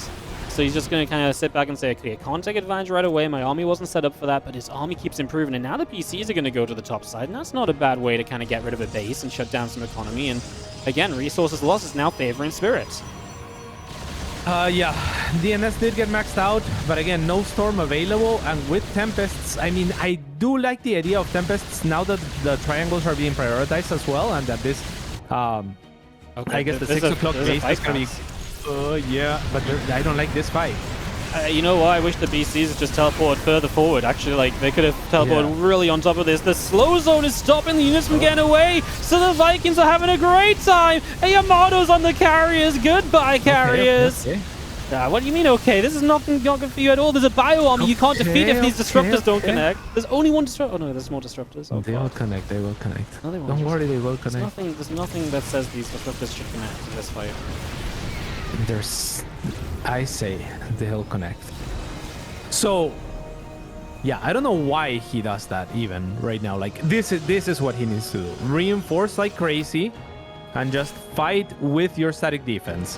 The triangle bases are so close to each other, and Tempests have like the longest range out of any unit out on the field right now. So if you just creep forward with your static defense, with your batteries, and can siege the third of Spirit and even take that 6 o'clock base and siege from there, I think that is how DNS can win this game, through chip damage, not through fighting the army head-to-head, you know? Yeah. Yeah, I mean, it has to be chip damage. I think Spirit's army is getting to a point where it's freaking incredible. I'd love him to actually stop this starport down. This DT has been so annoying, it will finally die. We are going to drop a mule down to repair it, so... Okay, that's cute. We're going to see a few Marines up here trying to harass, but there is a DT. DNS playing very well with the DTs defensively, offensively, just being as annoying as possible as we're 20 minutes deep into Game 5 of this finals. Yeah, I absolutely love it. I mean, these two players know what they're playing for, and they both know where their strength lies, and you know, neither of them really wanted to put anything more on the line than just their best gameplay out there, and they're really giving us a show. So whoever takes it, it will be good, unless it's Spirit. Unless it's actually the guy you don't want to win, yeah. Again, DNS going to come through the bottom side while the BCs are up top. This time the BCs are going to flank with the teleport in, and in we go. Yamato's on the Tempest. We don't recall out in time. Oh, we didn't kill a lot, but we got a lot of shields off that army, and we basically lost nothing in doing so. Spirit, another massive fight. Now 9,000 resources lost ahead. You're not getting the 12 o'clock base up and running, which is really bad for you too, because you need that extra money. Yeah, and DNS, I mean, I hope he learns from that, right? Like, because that's the move that's going to kill him every time. There's no disruptors. What are you going to do against the bio army, cats? We go to shield batteries, shield batteries. Okay, shield batteries are pretty good. Yeah.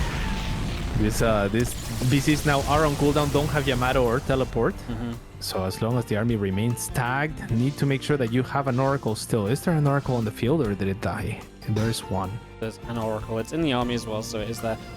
Your army is 13 Tempests and 9 Stalkers. Like, do you not... okay, Disruptors. I was going to say, I feel like you need some extra buffer or something. I do like that Spirit's making an effort to get the bottom and top bases. At least force DNS to maybe do something to deny those bases, right? Because so far it's just been Spirit denying them. And Spirit doesn't necessarily need to make a big attention to holding them. As long as DNS doesn't get them, that's generally okay for Spirit. Yeah. Yeah, because he's definitely ahead in the resources. Yeah. Lost tab. So yeah, that is his win condition right now. DNS is working at the rocks with one single zealot. Will spot what's going on, and this could be a blessing in disguise in the sense that if he continues to contest, or if he starts contesting for this area of the map, then maybe he gets that staging ground that you know, pushes him forward with the static defense like I was talking about, because I really think that's the way. And look at that. Beautiful. Okay, well, we're going to get maxed out again. I mean, I'm not going to lie, the maxed out fights have been pretty okay for the Stasis Wardies so far on this final map.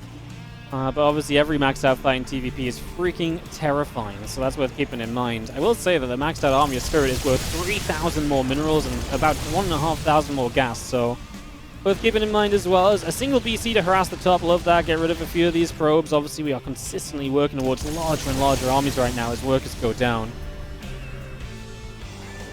I really think you need Stormcats. Like, if you had Storm, Storm would be like actually terrifying. But without Storm, this Terran army can just do whatever it wants. I kind of agree. I mean, the Tempests are still threatening and will still provide poke damage, in so long as there's the Revelation available. But I am with you. The Storm is such a great tool here.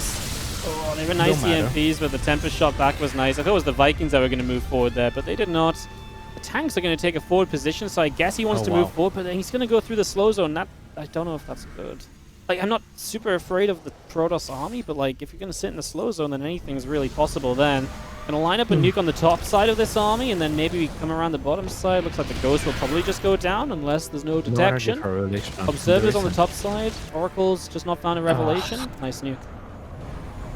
Yeah, the Oracle doesn't have enough energy for Revelation, sadly. Yeah, there could have been a Disruptor shot, potentially. There could still be a Disruptor shot. Now there is Revelation, but that means the BCs aren't tagged either, right? So yeah, I don't know where they are. Okay, the tanks did get tagged, so that's something. Break that push it back. Yeah. Tempest back up the left-hand side a little bit. We're fighting over this bottom area, but I mean, every second that Spirit is mining is a beautiful moment. He's 10,000 resources lost ahead.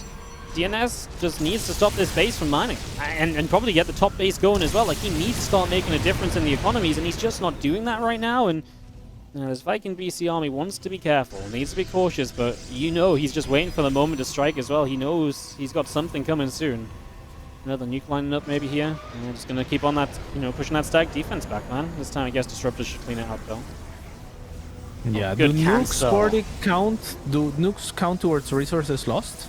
I don't think so, actually. I didn't realize there's a planetary on the top. He's just mining gas. I don't think they count towards resources lost because I think it's like it's used instead of lost, as far as I'm aware. So no, I don't think so. Yeah, if they don't, that's interesting because I mean, these nukes do cost 200 resources each, right? So that can add up. Okay, the Viking BC army's on this bottom side. I mean, now is the time to go, right? These couple of ghosts are coming in, looking for some EMPs. Immediately, this army knows it has to get out of there. We're going to line up a couple of Yamatos. We're going to move forward. This time, we're not backing up. More Yamatos are going to line up, and Spirit is just going to send it. The power of the Tempest. Oh, my God. What's that? The freaking Time Warp being used. Okay. Okay, Cats, do you know what's happening in this fight? Time Warp was pretty good, but there's still a lot of Vikings. The Stalkers should bring over the Vikings. The BCs are all dying. Wow. My boy. Okay. And the CC also got taken down. The army supplies are similar, but that's 5 BCs in production. I feel like that was maybe not quite the fight, but it's almost just Stalkers versus the world. Spirit just needs to maintain units as best he can. Repair planetary. Every Stalker you kill right now is huge. Repair that planetary as long as you can. Oh god, DNS has got a supply lead. Oh baby. Spirit doesn't really have a bank right now, Wardy. No, if he can get on top of the if he can get on top of the production, we could do it. Oh god, the Vikings are going to go after some Tempest on the left side. He knows if he gets rid of the Tempest, he can maybe get the BCs out. And if the BCs are out, that's going to be huge. Disruptors are showing up. Split the army. Spirit, it hits a tank, but the tank's still there. The tank's still alive, Cats. You just blinked into Bio. Let's go, Spirit. Kill everything. He's killing the whole thing. Everything's dying. We've got BCs popping out, and nobody has money. Well, DNS has some money because he can't macro that good compared to Spirit, right, guys? Where was the Guardian Shield, you idiot? The Guardian Shield? I mean, there was a sentry there for sure. Oh my god, my puppy's like, Dad, are you okay? You're screaming. I'm like, it's okay, Ellie, we're winning. We've got this. That was a really bad fight initially from Spirit, and what's important is he's long distance mining the top, because that's just gone unnoticed, I feel like, from DNS, and he can't really afford to harass it right now. He wants to long distance mine the bottom. Oh my goodness, I mean, there's a few Tempests out. The next fight, I feel like we can't go running into Tempest. We need to be like on top of the Tempest when we engage. So maybe we just let this base be. Oh my god, the probe's dying. Yeah, this is terrifying. I mean, the battle cruisers can still Yamato and pretty much get rid of those Tempests, even if they are being shield batteried, right? Because you can just double Yamato each. I mean, you pretty much have the numbers for that. The scariest thing for Spirit was absolutely the fact that obviously the BCs take a long time to rebuild. So he had good army supply at the end of the fight, but it was like 5 BCs banked up. Okay, it looks like we're going to lose the top side planetary. Again, just repair it. Anything is good. Any sort of repair. Okay, just going to run the SCVs away. I mean, those are some of Spirit's last SCVs as well, to be fair. So that's not great, but he's now going to go for this base, which is the last mining base of DNS, and DNS is going to recall. So, I mean, this is the moment where you jump in with the BCs, teleport on top of this. No, we're just going to start Yamatoing. The BCs are going to get busy. The tanks are already helping on the ground. And again, Spirit just has such an army. He teleports a couple BCs back defensively. That works as well, man. I'm okay with it. This bio force is going to be unkillable. What do you have to kill a bio army, Cats? Like, there's a massive bio now. Yeah, I still got to think on that. Yeah, I mean, like, there's no disruptors or any splash damage. Like, Spirit could probably corner this army right now. Recall's on cooldown, right? Like, this is the moment you can just get an engagement. Yeah, there's nothing in production right now. Yamato is on cooldown as well, so maybe he's a little bit hesitant because of that, and maybe there's an opportunity for the Tempest to chip away. But I mean, DNS is producing one Tempest at a time now, making one Nexus. I think Spirit knows there's no splash damage there. Like, he scans. What's he afraid? Like, it feels like he's so afraid. Yeah, there's one observer that's giving DNS a lot of vision. So he can continue to poke. And otherwise, I mean, remaking anything is so expensive for him right now. It's pretty much impossible to make an Oracle. Spirit should know there's an observer because that Tempest just shot from so far away. Like, there's got to be an observer. Like, surely he's got to know that. This observer's given so much vision. He's building more SCVs up. Obviously, he's going to try and mine the bottom. I mean, DNS has a disruptor now out. Where is that? It's in the army? Okay, it's just coming out the natural. I feel like that was Spirit's moment already. But now it's past, and now there's splash damage coming up, and I know we're up a lot of supply, but I'm afraid again. Yeah, I mean, I think that Spirit could have killed DNS there for sure. And if DNS somehow manages a miraculous comeback, he's going to go. He's just going to go for it. Yeah, let's see this one disruptor, if he can get rid of it. If it just doesn't do very much, it hasn't fired. The disruptor hasn't shot at all. The Tempest are starting to die as the BCs are going to reign supreme. The stasis, 40s. It was rigged all along, and you all watched it anyway. Hell yes. Spirit gets it done. A few Tempests kite away into the main. GG's. Stasis, Wardies, take it down in what might be the game of the year, cats. Just for final map of a big tournament, ridiculous back and forth. GG's. Congratulations, Wardixo. I am glad that you took it. If it was going to be anyone else, it had to be the guy that didn't get to play in the Warchess Team League, you know? So I'm glad for all the effort and all the work that you put into this. And your draft was honestly fantastic. I am happy that we made it as far as we did. And I really was hoping to win. It's really convenient. I'm the only person that can lift the trophy for the team, you know? And now I don't have to ship it out, save some costs. You know, good job, Kickstarter, guys. We don't have to spend your money on that, at least. Oh, beautiful. Stasis Absolutely Warriors. beautiful. I believed in them, man. I thought it was a great draft. I really did. I'm happy we got it done, man. GG's, cats. I mean, we played a freaking crazy series. Like, what the hell? GG's, Wardic. So it was a lot of fun to cast as well. And yeah, I'm really proud of all my boys, as much as I talk shit to them and to their opponents during these matches. I think this was an incredible experience for me. And yeah, I'm really glad to have had it and that the players enjoyed it as well. I'm just going to quickly bring up my team's Discord here and just show a little bit of the love going down in chat as Spirits and Hardy Eyes and all sorts coming through as he takes the W. Spirit having a good time. Nice. I love it.